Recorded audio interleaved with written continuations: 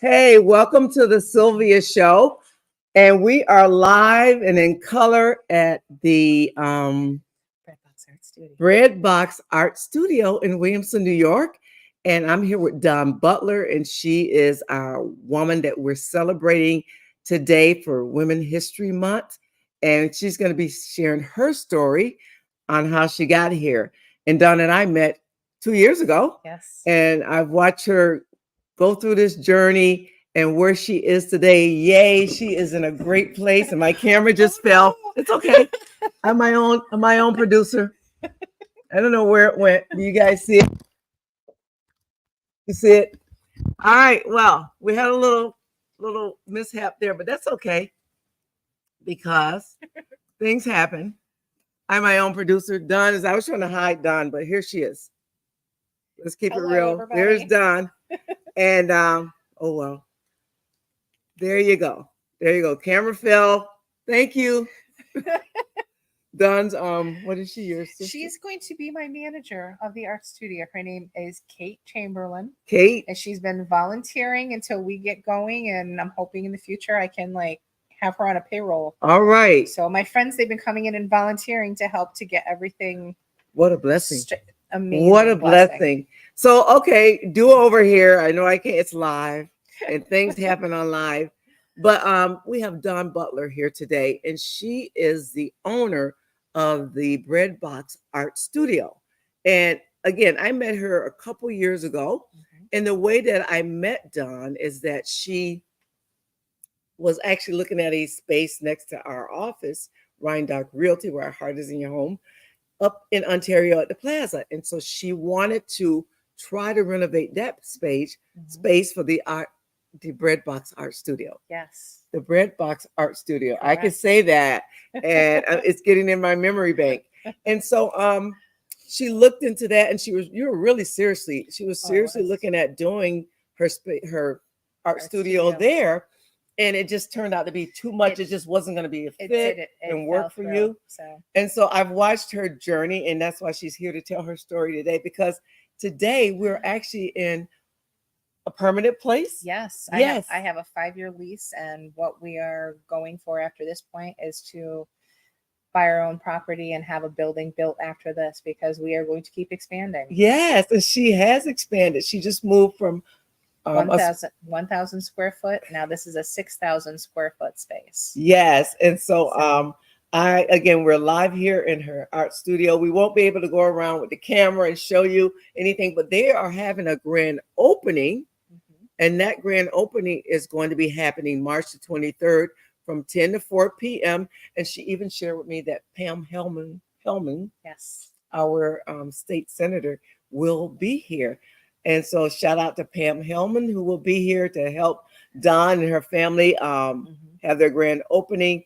And so they're still in the process right now of getting it ready. Do you have all your stuff in here? We do. Right now, we're just doing the fine tuning and putting things where their locations are going to be. We still have to have some drywall put up in the back. What we have here, basically, we have 10,000 ceramic molds. We have a large functioning ceramic studio in the basement. We have kilns. We also have 4 pottery wheels. So we're going to be having pottery, and we have an instructor we're on live, and I'm going to sit here and fumble on my words. Sorry, folks. Okay. She was trained at Alfred University. Wow. So we have Craig, who is a ceramic specialist. He's going to be working with ceramics. He's been doing ceramics since 1978. Wow. And then Kate, once we can actually hire her, she also is an art teacher.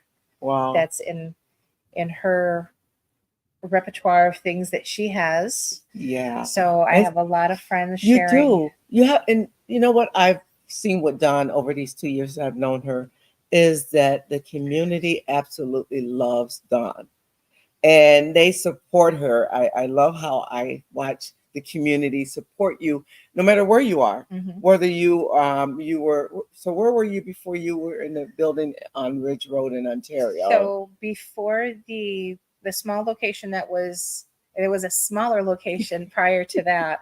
I had tried to have a ceramic studio out of our garage at home, and I outgrew that. And then I ended up, we had another property that I tried working out of. We have a large family and we have a mobile home. So when the kids would come home with grandkids, we're like, okay, mobile home. Yes. And so I tried having the studio over there, and it didn't work out. It was too small. So then I ended up looking at the location next to Sylvia's, and then that had fallen through. It was not meant to be. And then I was almost 2 years at 1983 Ridge Road in Ontario, which used to be the general store. Almost 2 years. So, as I said, I've watched Dawn with this journey, her journey of getting to where she is. And I can remember the last time I saw you, I was at a church fellowship, and next to where you were. And I will pray for anybody anywhere. And so you were sharing with me how, because it was small. Yes. And I said, hey, let's pray right here on the sidewalk. And we did. And now look at where she is. Here, so. Oh my gosh. And I just love it. I just love to watch what happened after that, because I gotta believe prayer did something. It did. And God keeps putting angels in my path. All along, I have held fast and true to, we wanted to be all inclusive. We wanted to be able to work with folks that are in wheelchairs and special needs and veterans and people who need that little extra care with the location they're in. I'm a nurse, and with my patient that I had for 6 years, he's a large reason of why I wanted to have an all-inclusive art studio. There was only one area that we could take him in Rochester. And unfortunately, when you have individuals in wheelchairs, if you're taking them someplace and there's not a restroom that you can freshen them up in, we would have to drive the almost hour to get back here to Williamson to take care of him. And then by then, the day was done. So I wanted to have an art studio that is handicap accessible, to which we are now. And we needed to have a handicap accessible bathroom. We had different contractors come in and give quotes, and we were not able to even come to a fraction of coming up with the funds that we needed for that. I did disclose this to my friends and the public that are on my Facebook. Our community came together. The community donated supplies. The community, there was a GoFundMe that was started for me, and that ended up covering the rest of the supplies that we needed. But it's like between the supplies that were donated in by families and by the labor. And there was even a contractor that came from Churchville to frame up. Girl, you have so much favor. You are so blessed. You have what you say, angels. So Dawn, you're Dawn, right? And you're the way God made you. She says she talks too much. I say, girl, you have the gift of gab. But you are also a wife. You're a mom, grandma. Yeah. And so, artist. And what? And a nurse. A nurse and an artist. And an artist. And so she's able to, this is what Women's History Month is all about. Celebrating those women. I'm not saying for women who don't do what Dawn does or what I do that you shouldn't be celebrated. However, that's why we're doing this month, to celebrate these women that are out there making history or her story. And so I look at Dawn and I just watch her, and she just has a heart to not only do what she does here, but to give back to the community. Because at one point, when you were at the smaller place previously, you were doing a luncheon with the veterans and the first responders. And that was on a monthly basis. That was on a monthly basis. The very first Wednesday of every month, we were doing a luncheon at the Masonic Lodge. And I started that because my family, we had to move my mother and my stepfather down from Messina. And my stepfather, he was a veteran, still is a veteran. And we moved them down, and he knew no one. And that's why I started the luncheons. But in amongst all of that, my biological father also was a veteran, and he also had dementia. Both of my fathers were Agent Orange exposed. Oh, wow. And I was juggling with two dads with dementia. So that being said, for a little bit, because my biological father, he passed in April, but I had to close my studio down, and there was an angel in the community that paid my rent for 5 months. because she wanted to see me continue working with what I was doing, with what my intentions were. Wow. Because I was just you end up with family business on your lap, and you have to take care of family first. And I just hung my head. And at that point I was like, I'm done. It's like God doesn't want me to go through and have an art studio, and I was ready to hang everything up and sell everything off and be done. Right. And if it was not for this woman in the community that paid the rent, she paid my rent. Oh my gosh. And if it wasn't for the for studio her, itself, for my studio. Wow. Let's make that clear, because people might think she paid your house rent or whatever. No. But she paid my studio rent for 5 months. Wow. And I did not ask them to. And I kept telling her, I said, I can't pay you back, because I knew that I had to stop working as a nurse because I was doing full 24/7 care with my dad. Wow. I remember that. So yeah, we watched that play out too on social media, which we're grateful for you, like sharing your part of your life with us. And I tried to only put the good things on there. And the night that I was overtired, and I sat for like an hour and a half, and I typed out things that probably the public should not have known. And by the time I went to hit the send button, it all disappeared. So God didn't want me putting out my frustrations. So I was like, okay, take a deep breath. And I sat, and then I went and did the high notes. Okay. And all right. That went out there. But you know what? You still got it out. You know what? Even though you weren't supposed to share, you still got it out. Now we have Shelby on here. Do you know Shelby Rump? Shelby's my daughter. Hi, Tootie. How are you? So Shelby is so proud of her mom. Okay, so thank you for that. And I love you, Shelby. What drives you, Don? I mean, you are a woman. Mm-hmm. You're a wife, a mom, a grandma, a nurse, owner of a art studio. And so could you tell me, and maybe share with the audience, because there may be women out there who they want to step into what they desire to do and have that kind of drive, you know, maybe like yourself or me or other women out there. And there may be a woman just sitting there saying, you know, I really want to do that, but I'm scared, I'm afraid. What drives you? What keeps you moving forward? I would love to teach people to take and get rid of their inner inhibitions and be able to step out there.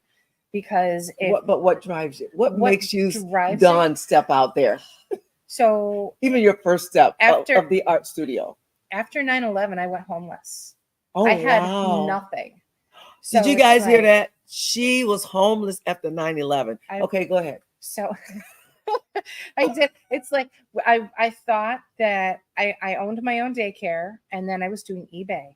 Okay. And I would love fixing things up and selling things. And then 9/11 happened, and people stopped spending money. And I had closed my daycare thinking, I'm just going to do eBay. Right. And this is great. Everything's coming and I'm making money.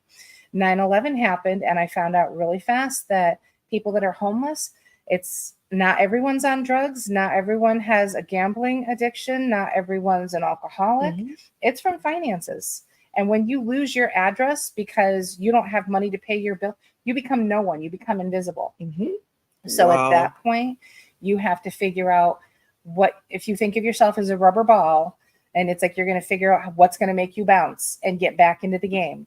And because I would see things, it's like, I'm homeless, I'm in the vehicle, but then I'm seeing something that somebody's thrown out, and I can still take that in, and I can still fix it up, and I can still sell it. Yes. So it's like I was in a motel, and I set my computer up, and I would still fix things, and I would take a picture of it and put it on the internet, and God would send an angel that would come by that. Well, and so your story of being homeless, like I've been like a single mom with 3 children and needing food and stuff. I've never been homeless, but you being homeless, that people would never ever think that, and that's a part of your story. You can't judge people because you can't because you just never know the real reason as to why they are out there, and people make assumptions that, oh well, Don is homeless because blah blah blah, but you never should really judge anybody at all based on their situation. But when you told me that, when I interviewed you, I interviewed Don a couple of years ago when I first met her. I still can't believe that you were ever in that place, but that drove you to where you are now. I mean, think about it.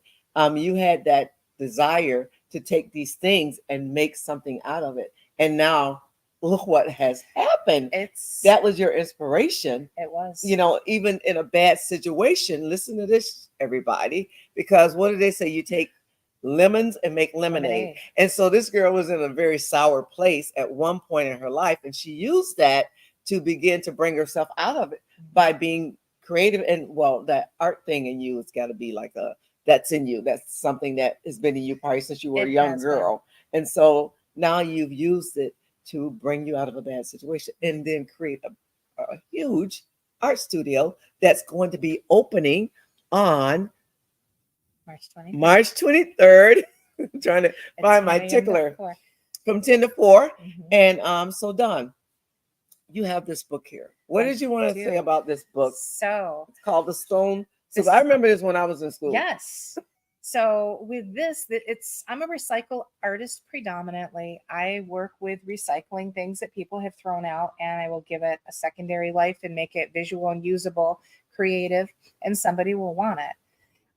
With the art studio, because there was no way in Sam Hill I could come up with the money to buy everything that's in here. Right. The community has helped me, just as in Stone Soup, nobody wanted to get together, but when they did and they brought that one thing out and they added it into the soup, this is Stone Soup in here. Yes, because I love it. Like we have furniture, we have supplies, we have refrigerator. I mean, things that people just didn't want. They gave them to you, and they've been a blessing to you and a help to you. It has. It's like the furniture. It's like, okay, we needed a table and chairs. Now we've got people that have brought us tables and chairs.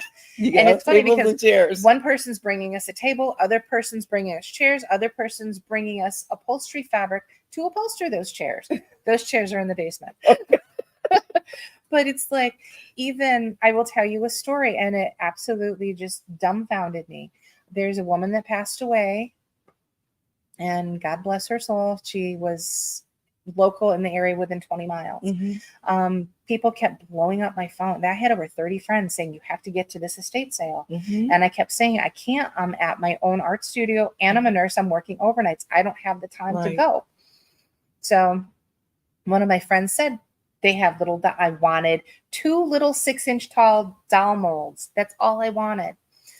And so I ended up contacting, and I left my name and phone number. The estate sale was finished. And then I heard nothing. It was crickets. And then all of a sudden I get a phone call from a gentleman. It was an older gentleman. And he said, your name's Dawn Butler. And I said, yes, it is. You own the Breadbox Art Studio? And I said, yes, I do. And he gave me the address, and I knew that that was the address for the estate sale. Yes. He said, be there Tuesday at 9:15 in the morning. And that's it. I heard nothing else. And I'm like, okay. So I go there because I really wanted those molds. Because we do fairies and all different tiny things also. So I go there, and I knew I had $30 in my pocket. That's all I had to my name. So I go there, and an older gentleman with a cane, he gets out of the vehicle, and there's a younger man, and they introduce themselves, but I didn't really know to the extent who they were. They take me into a carriage house that had thousands of molds.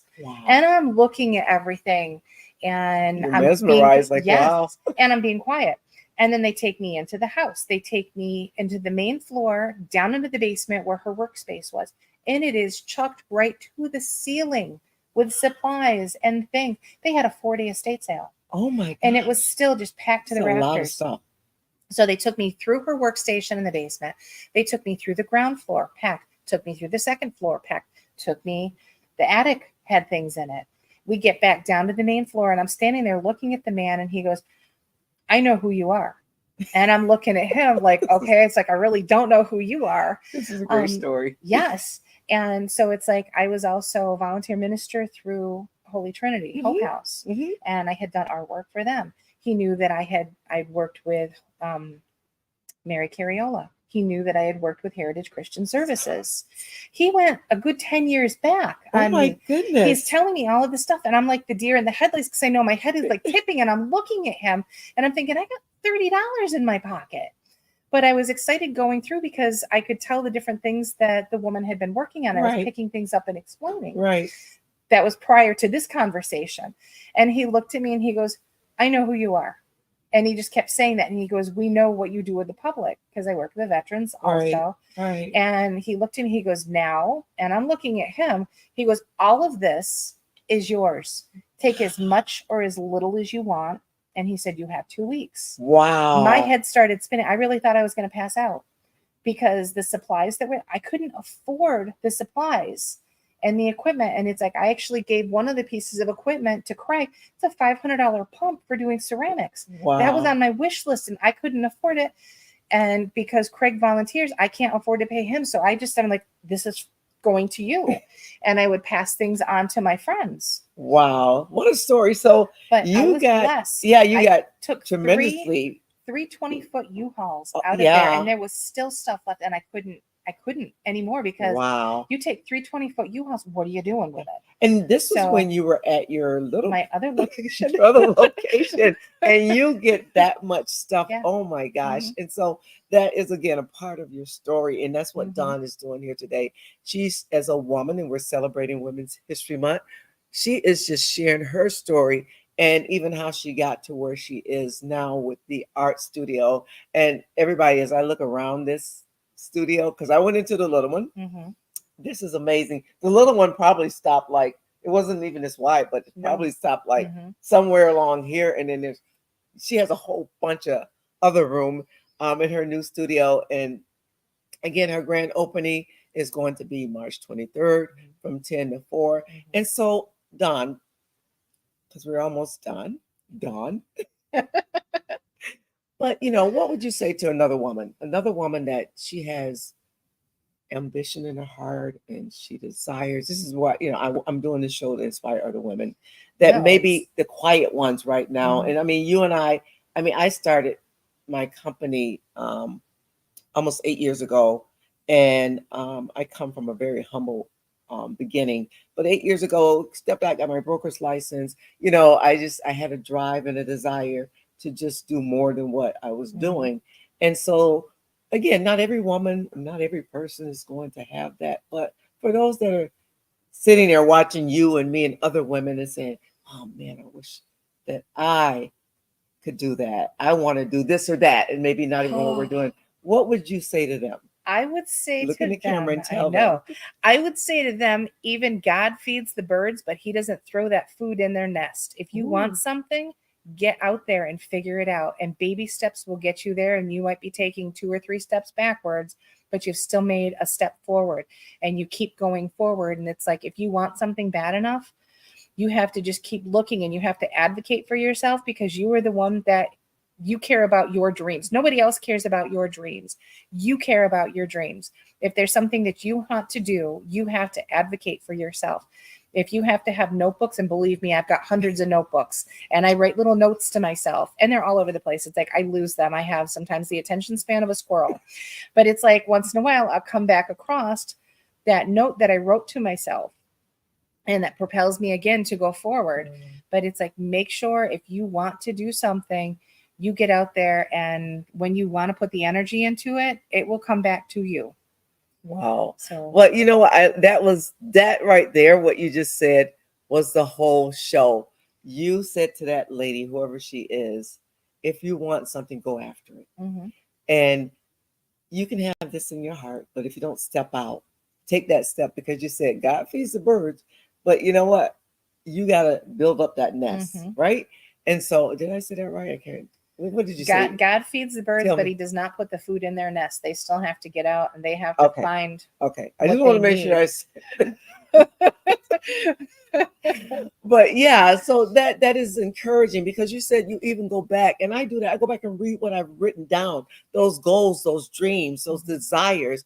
Go back and read them, because I know there's women out there that are like, they're here sitting doing this and that, and that's okay.